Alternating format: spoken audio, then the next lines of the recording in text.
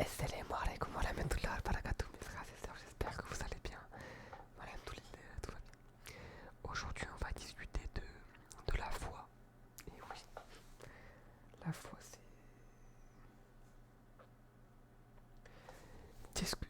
l'un des piliers centraux du musulman, en fait. C'est l'une des sources, en fait, d'énergie. En fait, c'est ta source de bonne, de vouloir bien faire, je pense. En fait, faut savoir, tous les musulmans qui font des bonnes actions, qui disent des bonnes choses, qui font des actions, des actes pour le Seigneur, c'est guidé par la foi.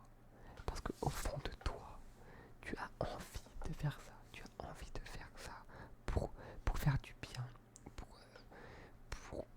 pour montrer au Seigneur que tu es capable, que tu veux le faire pour lui. N'importe quel musulman, comme j'ai dit, qui va faire une action sera guidé par la foi, en fait. Et la foi, c'est comment dire, en fait, la foi, elle monte, mais elle peut descendre aussi. Faut savoir que il y a un hadith de le prophète Mohammed sallallahu alayhi wa sallam qui dit que les plus éprouvés, ce sont les prophètes. Après, ce sont les savants. Ensuite, tout ce qui est imam. Et après, c'est les musulmans. Parce qu'en fait, plus tu donnes de l'intérêt, tu donnes à fond dans ta religion, plus tu t'exerces, plus tu apprends, plus tu découvres, en fait. Et plus ta foi elle monte. Mais malheureusement, plus tu seras éprouvé aussi. Parce que ta foi elle sera très grande. Et comme j'ai dit, c'est un trésor. Enfin, comme l'imam a dit, c'est un trésor facile à dérober. Dérobé par qui? Encore une fois, comme il a dit, par le shaitan. Le shaitan, c'est lui. C'est le diable, c'est lui qui va vouloir t'enlever cette foi. Te dire de pas te lever pour prier le matin. T'insulter quand tu t'énerves. De blesser des gens. En fait, subhanallah, il va t'insuffler toutes ces petites paroles qui vont te dire ça. En fait, subhanallah, en fait, les frères, la foi et les sœurs aussi, on n'oublie pas où c'est tout ça. C'est comme, en fait, la vérité c'est un diamant, c'est une pierre précieuse. Mais un diamant c'est beau, ça brille, tout le monde le veut. Et par le shaitan, il le veut aussi. Et là, il veut te voir tomber au plus bas, il veut voir ta foi descendre au maximum. Montre-lui, subhanallah, montre-lui côté, côté. Parce qu'en fait, il n'a pas de, comment ça s'appelle? Il n'a pas de pouvoir sur toi, tu ne fais rien. Il faut savoir que le shaitan n'a pas de pouvoir sur toi. Il juste t'insuffle des paroles par-ci par-là, des was-was. J'avais déjà fait une vidéo sur ça il y a longtemps, je crois bien. En fait, il t'insuffle des paroles, mais il t'a pas. Il t'a pas traîné à le faire.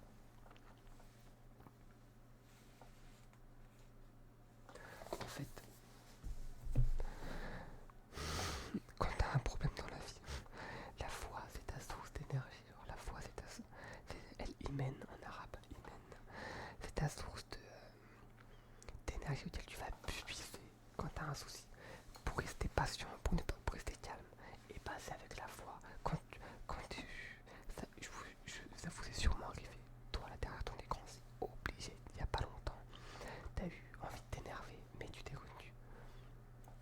Et bah c'est ta foi, subhanallah, qui s'est développée et qui t'a aidé à te contenir. Parce que comme j'ai dit, la foi, ça monte, mais ça descend aussi.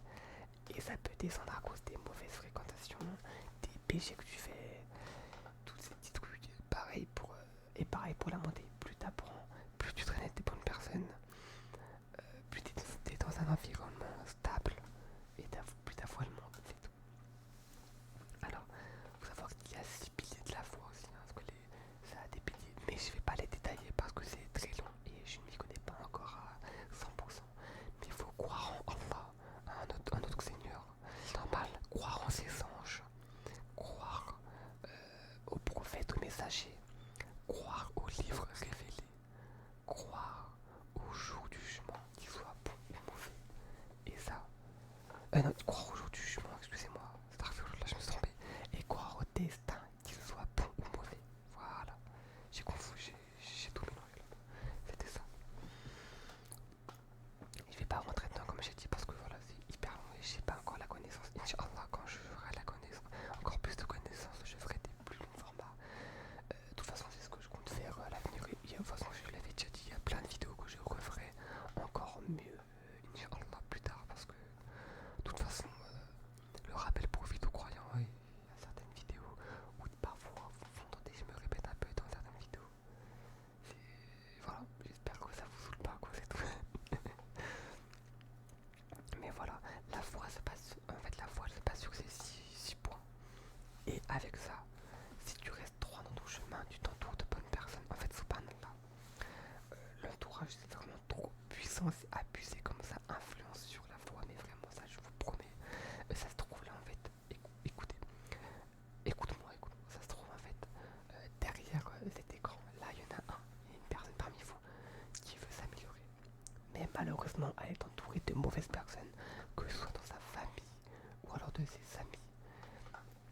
Elle est entourée de mauvaises personnes, mais cette personne-là n'ose pas leur dire qu'elle veut s'améliorer, qu'elle veut grandir.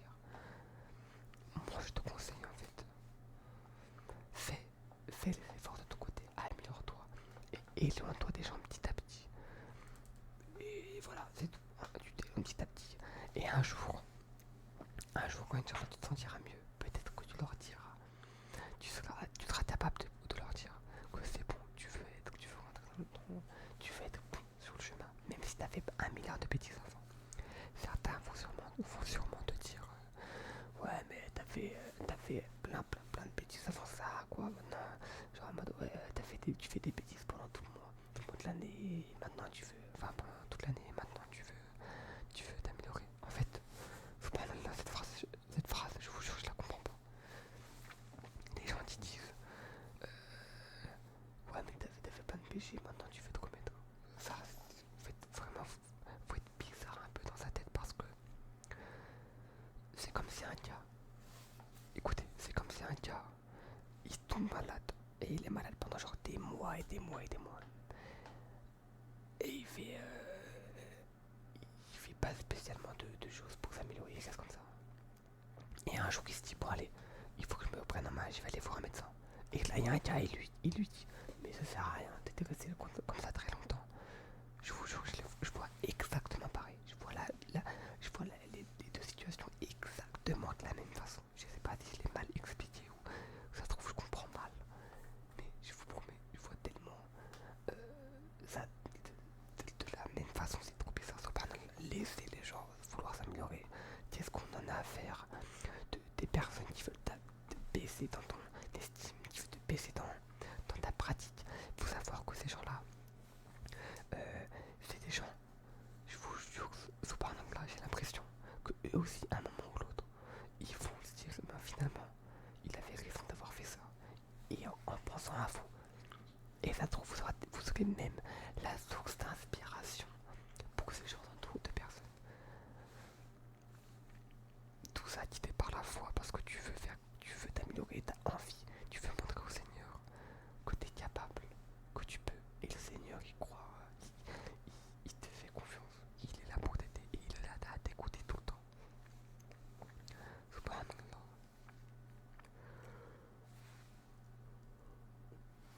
En fait, il y a plein de choses qui...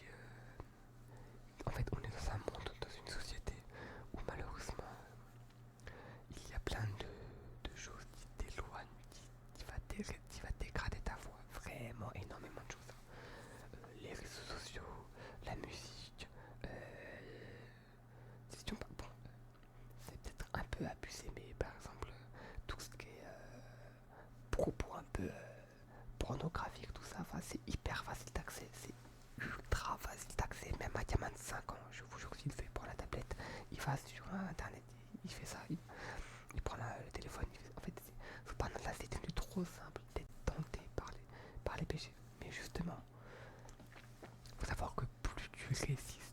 faire un péché, plus tu te contiens et plus ta foi elle augmente. Mais subhanallah, c'est une dinguerie.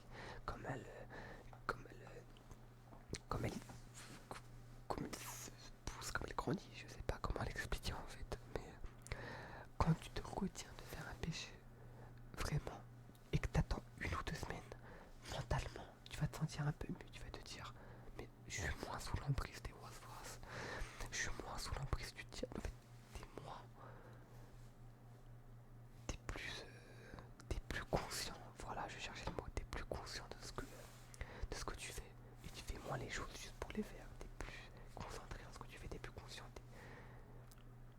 Et t'es plus content aussi, oui.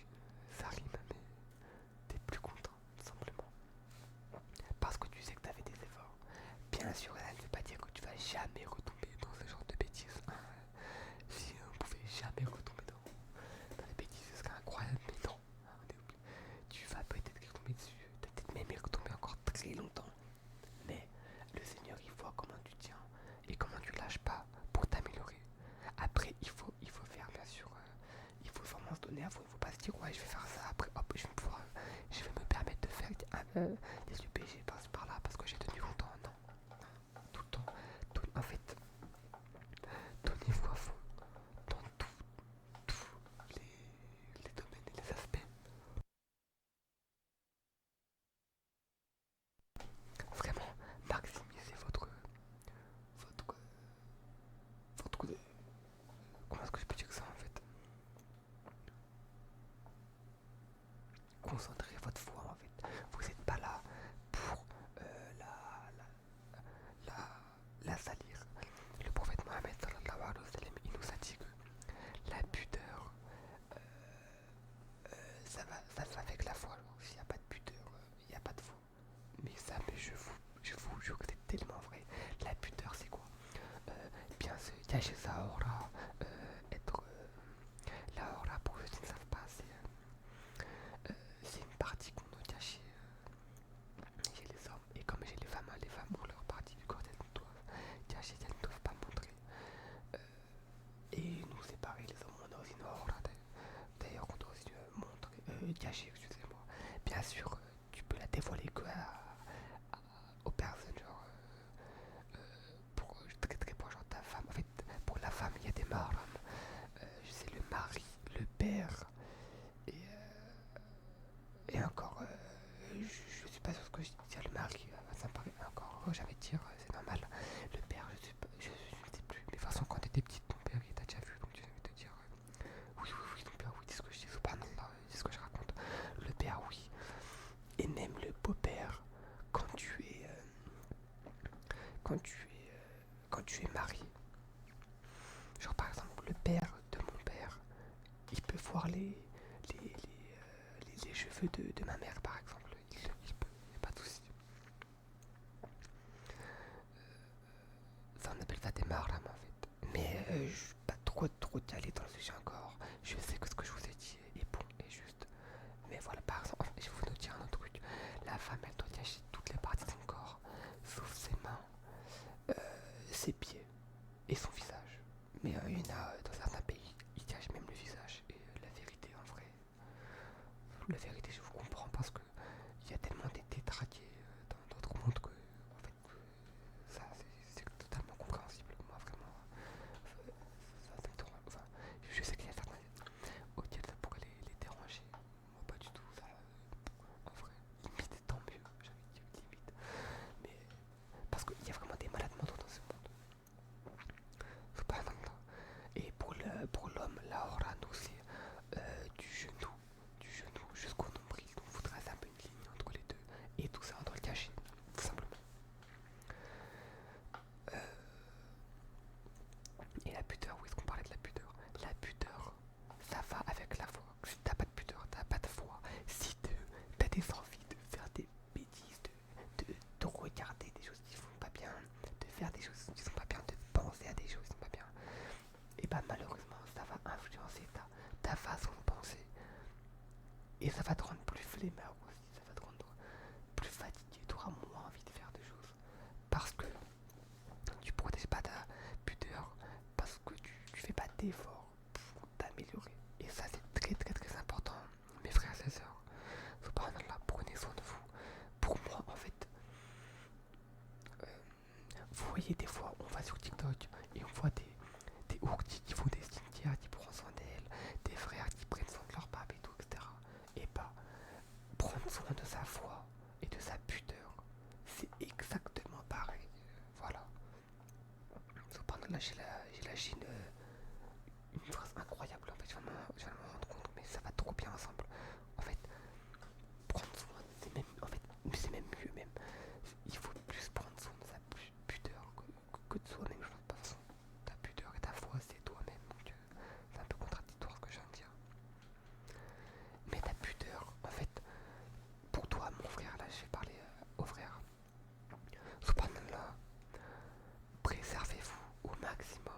préservez-vous, subhanallah, préservez-vous au maximum pour votre femme, parce que votre femme, votre épouse, elle sera tellement contente et joyeuse d'avoir un homme préservé.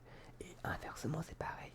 Mes soeurs, préservez-vous au maximum, parce qu'on voit souvent, on parle souvent de relâche chez les femmes parce qu'elles ont plus de choses, de parties à cacher. Mais chez les hommes, c'est pareil en fait. Préservez-vous tous, prenez soin de vous. Et en fait, pensez juste à une chose, Inch'Allah, quand vous serez mariés. D'accord. Et là, je vous vois venir. Ne commencez pas à me dire, ouais, mais physiquement, je suis pas spécial. Je suis pas beau, je suis pas Brad Pitt, je suis pas n'importe qui. Je vous vois venir.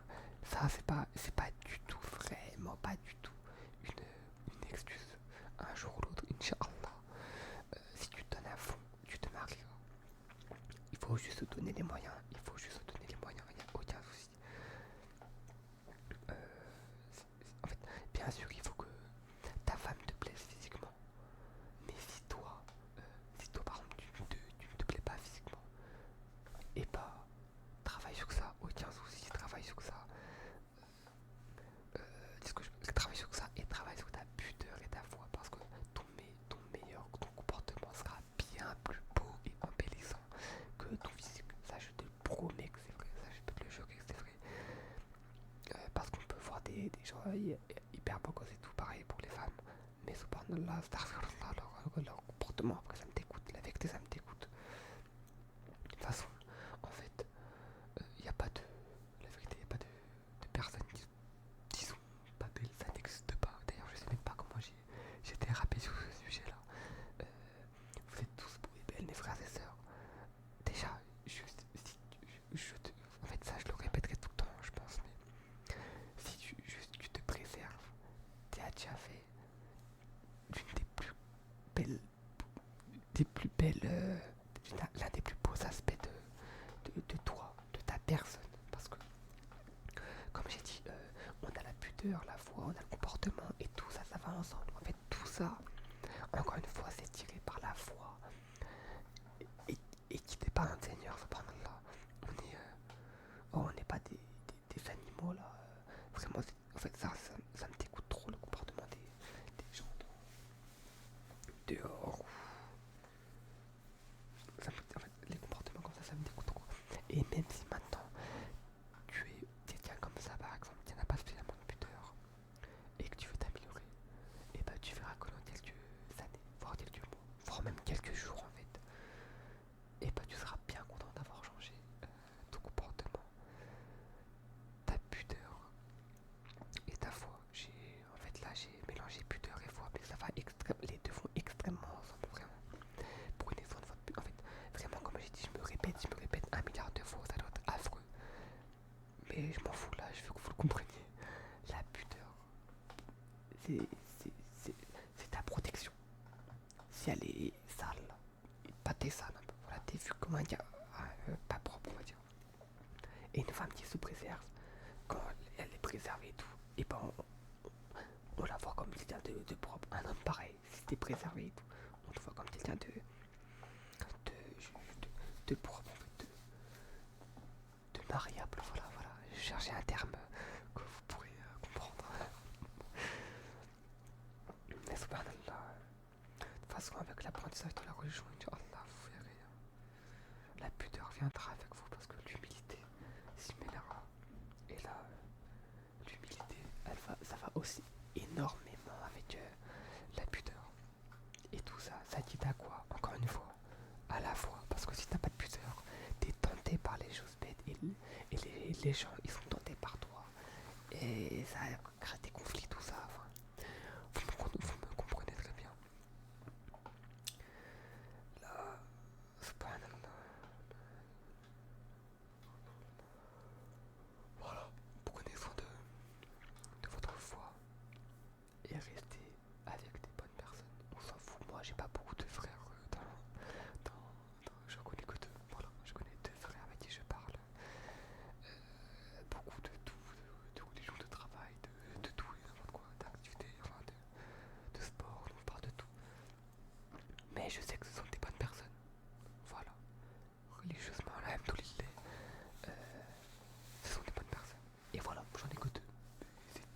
suffit largement. C'est très bien. Pas besoin d'avoir 1 milliard d'amis. Au contraire.